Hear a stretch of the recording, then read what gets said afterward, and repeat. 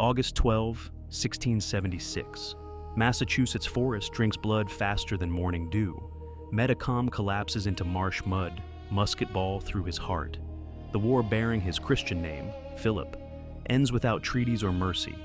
50 years of coexistence extinguished in 14 months of apocalyptic violence. Stand where New England burned. Half its towns reduced to ash and memory. 1 in 10 colonial men dead or maimed. But count native losses. 3,000 souls erased.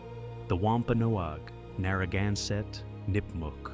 Names soon whispered only as ghosts, haunting abandoned cornfields and silent hunting grounds. Metacom never wanted that English name. His father Massasoit saved starving pilgrims, shared corn and venison. Young Metacom watched gratitude rot into land seizures and contempt. He inherited leadership and an impossible choice: accept slow extinction through English expansion, or unite fractured tribes for desperate final resistance. Picture Spring, 1675. Plymouth authorities summon Metacom, demanding Wampanoag weapons surrender. He refuses. The ultimatum forces war neither side wants, but both expect. Within weeks, frontier homesteads burn at dawn. Bodies appear in cornfields. The nightmare materializes. Coordinated uprising across all New England territories. Do the mathematics. 3,000 Wampanoag, 5,000 Narragansett, 2,000 Nipmuc. Combined against 50,000 English colonists with unlimited transatlantic reinforcements. Metacom's only advantages? Dense forest geography. Winter approaching. Colonial militia cannot pursue where they cannot see. Ambush becomes survival. Terror becomes military doctrine. June 24, 1675. Swansea settlement wakes to screaming. Warriors kill 9 colonists without warning or declaration. Just sudden violence after decades of compressed rage finally exploding. Massachusetts and Connecticut activate militia immediately. Rhode Island hesitates, hopes neutrality survives. The Narragansett watch carefully, calculating survival odds. You must understand Metacom's brilliance. He refuses English-style warfare, no massed formations or siege tactics. Instead, lightning raids at dawn, burn everything, vanish into forest before pursuit organizes. Colonial militia chase shadows while supply lines stretch dangerously thin. By autumn, 40 settlements attacked, 12 completely destroyed. Panic spreads faster than flames. But unity proves fragile as morning frost. The Narragansett harbor Wampanoag refugees despite English threats. December 19, 1675. Colonial forces strike their great swamp fort. Frozen ground enables silent approach. Over 600 Narragansett die, burned alive, shot fleeing flames. Women, children, elders incinerated. Neutrality offers no sanctuary. Captain Benjamin Church watches sachems burn inside their fort. He feels nothing now. His farmhouse destroyed 3 months ago. His pregnant wife fled to Boston. This war has transformed him into what survival demands: efficient killer without mercy or moral hesitation. Later, he'll hunt Metacom using former enemies as guides. February 1676. Lancaster raid. Mary Rowlandson dragged from burning home, her daughter dying in her arms. Her captivity narrative will immortalize native savagery for generations. But consider her captors' view. Their own children starving, villages smoldering. Prisoners represent leverage, perhaps ransom. Desperation breeds calculated cruelty everywhere. Spring brings strategic collapse. Food stores exhausted since winter. Ammunition nearly depleted. Worse, colonial forces now employ native scouts reading forest trails like English red account ledgers. Mohawk warriors from New York, ancient Wampanoag enemies, join English cause enthusiastically. Metacom's alliance fractures along fault lines older than memory. Watch Empire's machinery operate. English promise Mohawks land, plunder, captive slaves. Ancient tribal hatreds become imperial weapons. Mohawks kill more Wampanoag than English muskets ever manage. This pattern, exploiting indigenous rivalries, will repeat across continents for 3 centuries. King Philip's War pioneers the template perfected later in Africa, Asia, everywhere. July 1676. Metacom flees westward into Nipmuc territory, allies melting away daily. Colonial forces capture his wife, Weetamoo, and 9-year-old son. Plymouth authorities sell them into Caribbean slavery immediately. Deliberate erasure of Massasoit's lineage. The boy disappears into Bermuda's sugar plantations, nameless, forgotten. Genocide wears many masks. I am John Alderman, Wampanoag warrior turned informant. I know Metacom's hiding places, habits, psychological patterns. Captain Church promises me land, safety, acceptance. I guide soldiers through swamps where they'd drown otherwise. August 12, dawn breaks over Mount Hope. Metacom returns to ancestral lands. I will kill him here. Metacom rises from exhausted sleep. Morning mist clings to marsh grass like funeral shroud. He carries only musket and hatchet now. Once commanded hundreds, now leads dozens. Church's men surround the camp in absolute silence. I see him first, raise my musket. The blast echoes, he falls, heart shot, dead instantly. Church orders the body quartered like English traitors. Head displayed on Plymouth Fort Pike, remains there 20 years. Hands sent as trophies to colonial authorities. This isn't military necessity, but symbolic annihilation. English must prove native resistance ends in literal dismemberment. Terror requires visceral demonstration. Metacom's skull grins at passing ships. Count the mathematics of extermination. 3,000 natives dead in combat. Unknown thousands more from starvation, disease, winter exposure. 1,000 sold into Caribbean slavery. Children separated from parents forever. Entire villages erased from landscape. The Wampanoag, once 5,000 strong, number barely 400 survivors. 14 months destroys millennia. But English losses stagger too. 800 colonists dead, higher per capita than any American war until Civil War 2 centuries later. 13 towns destroyed completely. 25 damaged severely. Economic devastation requires decades recovering. Victory costs Plymouth Colony its independence. Massachusetts Bay absorbs it 1691. Everyone loses, some lose everything. You never heard of Weetamoo, Pocasset squaw Sakim commanding 300 warriors independently. English records dismiss her as Philip's accomplice, yet she negotiates separately, makes strategic decisions contradicting his plans.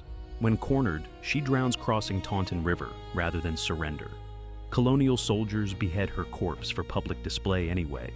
Colonial chronicles rarely name native women, yet they fought identically, strategized, suffered, died, defending their children and land. Weetamoo's death passes almost unnoticed in English accounts. Her warriors scatter into forest. Her people vanish from official history. Erasure continues beyond battlefield, into chronicle, memory, collective consciousness. Victors write narratives where Indigenous women never existed. Increase Mather publishes his interpretation. Divine punishment upon heathen savages. God intervenes for righteous English colonists. This theological certainty dominates for generations. Metacom becomes Satan's instrument, predestined to fail against Christian civilization.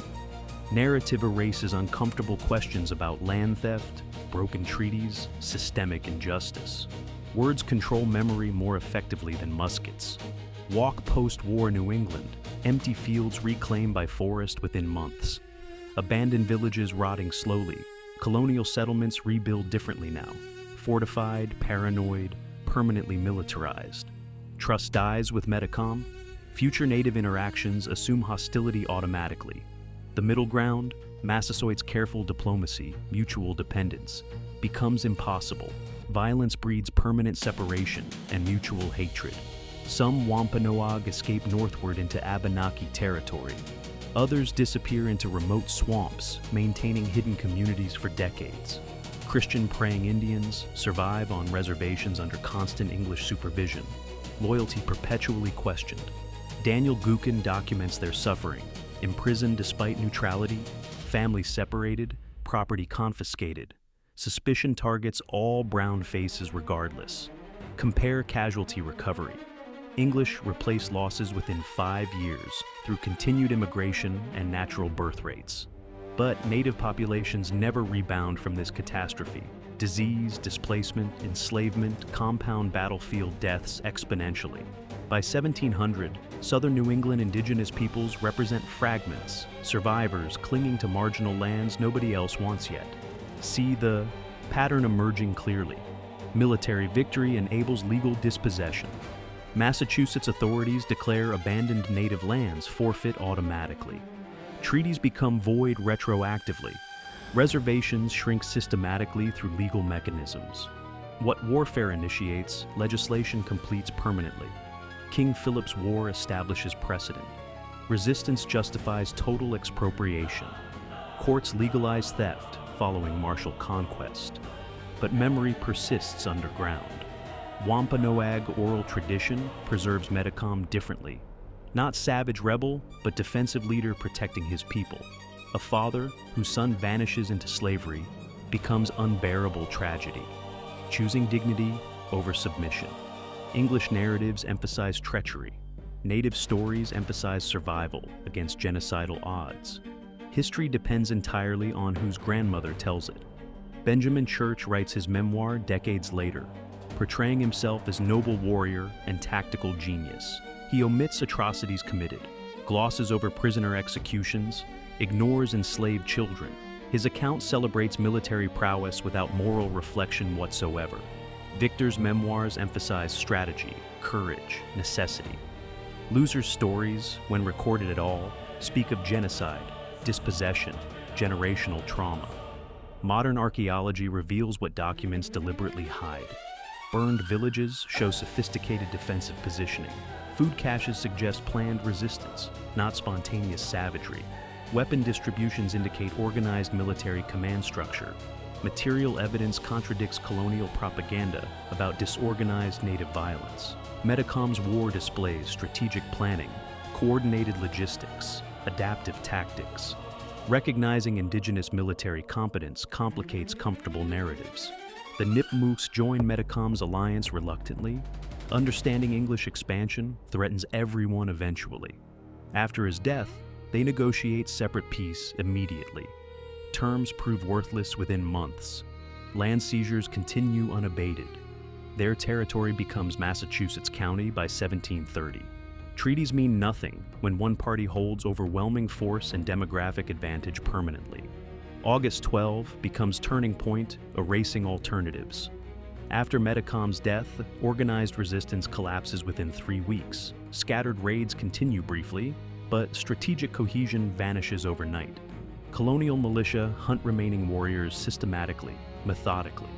By September's end, King Philip's War effectively concludes. Pacification follows.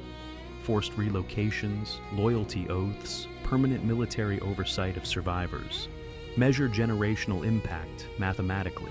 Metacom's son, nameless in Bermuda's sugar fields, probably lives 30 brutal years. No children recorded in any documents. Massasoit's lineage ends in Caribbean slavery and obscurity. Meanwhile, Plymouth colonists multiply exponentially. Their descendants spread westward relentlessly. By 1800, millions occupy lands Massasoit's people inhabited for 10,000 years. Compare this war to contemporary European conflicts. 30 Years' War kills proportionally fewer civilians. English Civil War produces lower casualty rates overall. King Philip's War represents total war centuries before Sherman's March or 20th century industrial atrocities. Non-combatant targeting, scorched earth, enslavement, deliberate cultural extermination. New England pioneers modern warfare's darkest elements. The Narragansett never recover from Great Swamp Massacre. Pre-war population, 5,000. Post-war survivors, barely 1,000 traumatized souls. Their sachems dead. Their fort destroyed. Their neutrality punished as severely as active resistance. This teaches surrounding tribes harsh lesson. Accommodation offers no protection whatsoever. Only complete submission or extermination awaits indigenous peoples. Roger Williams lives through this war at 70. He learned Narragansett language decades ago, negotiated peaceful coexistence for 40 years. Now, he watches his life's work collapse into mutual slaughter and ethnic cleansing, his pleas for restraint ignored completely. His native friends hunted like animals. He dies 1683, witnessing everything destroyed. Picture Plymouth's victory celebration. Metacom's severed head displayed prominently on pike. Children throw stones at it laughing. Ministers praise God's deliverance from heathen menace. Nobody mentions enslaved Wampanoag children sold southward. Nobody calculates economic windfall from fiscated lands. Victory celebrations erase uncomfortable truths efficiently. Moral complexity becomes binary. Civilization defeats savagery. But economic analysis reveals different story entirely. War costs Plymouth Colony over £100,000, devastating immediate debt. However, seized native lands worth exponentially more long-term. Within 20 years, new settlements occupy former Wampanoag territory profitably. Land values quintuple. Generational wealth transfers from indigenous peoples to English colonists permanently. Genocide proves profitable. Stand at memory's intersection with erasure. Few Americans today learn King Philip's war details in school. Thanksgiving mythology mentions Massasoit, friendly Indian helping Pilgrims survive. His son's desperate resistance, conveniently forgotten. Educational curricula skip from Plymouth Rock directly to Revolution. 50 years coexistence, 14 months apocalyptic violence, erased.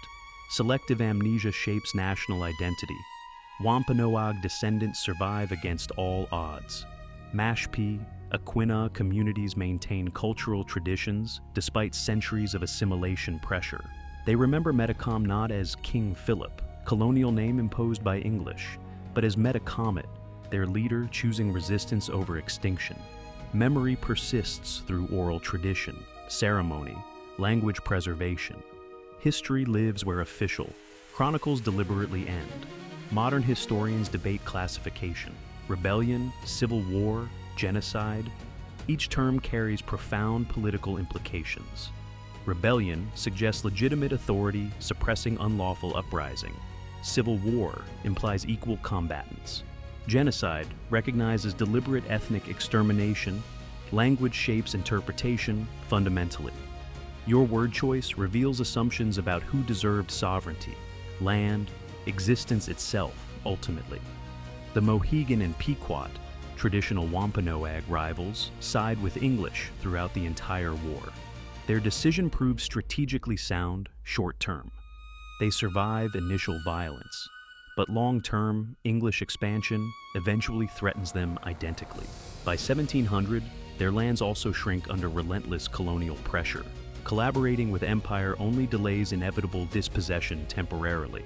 Consider psychological trauma's permanence. Survivors witness total world collapse, everything familiar destroyed, sacred sites desecrated deliberately, ancestral graves robbed for trophies, languages suppressed, children stolen into slavery. How does culture survive such comprehensive assault? It doesn't, not intact. Wampanoag society post-war resembles pre-war form only superficially. Fundamental continuity breaks irreparably. Colonial churches debate whether enslaving Christian Indians violates Scripture's teachings.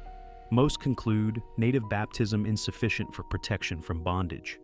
Praying Indians sold alongside unconverted warriors without distinction. Theological justifications adapt conveniently to economic incentives. When slavery proves profitable, religious scruples evaporate instantly. Money talks louder than missionary commitments always. Examine primary sources carefully, critically.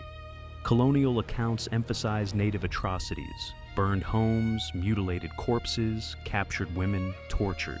These atrocities occurred undeniably, but English forces committed identical acts systematically. Wholesale village burnings, prisoner executions, non-combatant targeting. Both sides escalated violence reciprocally, yet only native actions labeled savage permanently.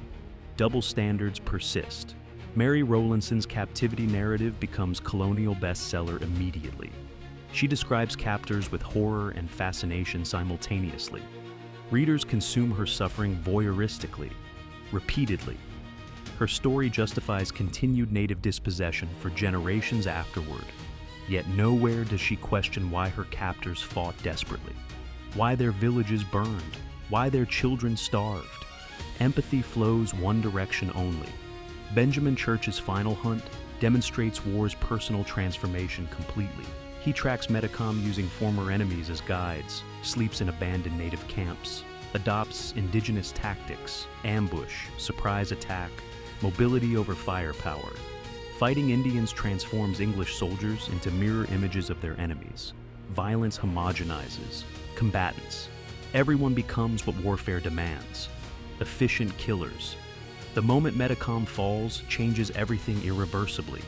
His death isn't merely military victory, but symbolic decapitation of native resistance entirely. Without his leadership, alliance fragments immediately, within days, not weeks. Warriors surrender or flee westward desperately. Some historians argue war was already lost demographically. Others suggest his survival might have prolonged conflict indefinitely through guerrilla warfare. I am John Alderman. Church gives me Metacom's severed hand as reward for betrayal. Imagine holding your former leader's hand, cold, stiff, accusing. Other Wampanoag look at me differently now, some with hatred, others with understanding. We all choose survival, however possible. I disappear from colonial records afterward. Did guilt consume me? Did my people execute me? Nobody knows. Plymouth displays Metacom's head for 20 years, 2 entire decades. Children grow to adulthood, never knowing New England without that skull grinning from its pike above the fort. The message resonates clearly. Resist and join him in dismemberment. Compliance becomes rational choice when resistance guarantees literal butchery. Psychological warfare continues long after battlefield fighting ends. Calculate the silence echoing through centuries.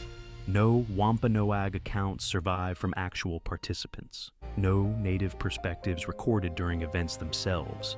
Everything filtered through English observers with obvious biases. Historians reconstruct indigenous viewpoints from archaeology, oral tradition, reading against colonial grain carefully. But original voices, Metacom's thoughts, Weetamoo's strategies, warriors' motivations, lost forever in silence. Some Wampanoag escaped to French Canada successfully. They join refugee communities around Montreal, intermarry with other displaced peoples. Their descendants identify as Abenaki, or generic Canadian Indians now. Original Wampanoag identity diluted through diaspora and survival necessity. Geographic displacement enables cultural survival, but transforms identity fundamentally, unrecognizably. Continuity requires adaptation. Sometimes adaptation means transformation.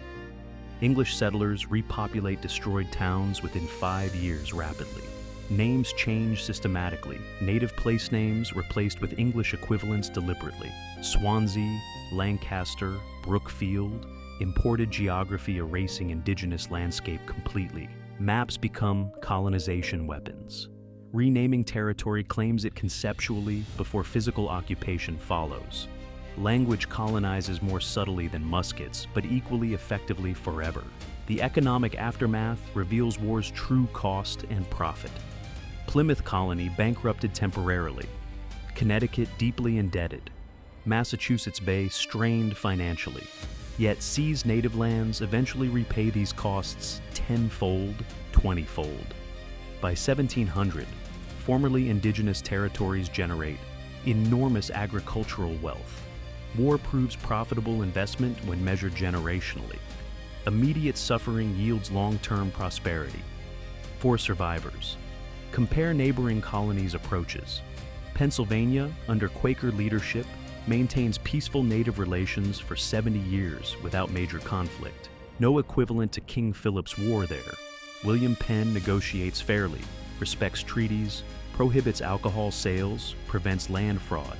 Peace proves possible when colonizers genuinely seek coexistence. New England's violence wasn't inevitable. It resulted from specific choices. Wonder about counterfactuals briefly. What if Plymouth honored treaties scrupulously? What if English expansion proceeded slower, less aggressively? What if Massasoit's diplomatic framework continued beyond his death? Alternative histories tease imagination. But demographics doom indigenous peoples regardless ultimately. 50,000 English versus 10,000 natives. Population pressure drives expansion inexorably. Peaceful dispossession differs from violent only in methodology. King Philip's War establishes precedent for American frontier expansion permanently. Fight native peoples. Seize their lands. Justify through narratives of civilization versus savagery. This pattern repeats for 2 centuries. Ohio Valley, Southeast removal, Great Plains, Southwest. Metacom's death foreshadows Tecumseh, Black Hawk, Crazy Horse, Geronimo. Each generation repeats feudal resistance against overwhelming demographic advantages. The war's cultural legacy persists through literature and popular imagination. James Fenimore Cooper fictionalizes it romantically. Washington Irving sanitizes it. 19th century Americans consume stories about noble savages fighting inevitable progress. These narratives sanitize genocide completely, transform extermination into adventure entertainment. Popular culture erases moral complexity. Entertainment requires clear heroes and villains, not ambiguous tragedy. Modern Wampanoag communities maintain traditions despite everything attempted against them. Language revitalization programs, cultural centers, annual commemorations. They reject King Philip designation, colonial imposition, preferring Metacomet or Metacom, his actual Wampanoag names. Reclaiming language represents reclaiming identity fundamentally. Every Wampanoag word spoken defies historical erasure. Cultural survival becomes daily resistance against forced assimilation. Measure the generations connecting past to present. 1676 to now, 349 years, 12 generations. Each generation transmitting trauma, loss, displacement downward, but also resilience, adaptation, survival against odds. Wampanoag people exist today, living refutation of colonial exterminations project. History doesn't end with Metacom's death. It continues through descendants who remember. Archaeological sites reveal war's material legacy concretely. Burned villages, hastily buried bodies in mass graves, abandoned tools. Each artifact tells stories documents omit deliberately. A child's toy in burned house ruins. Unused musket balls suggesting ambush.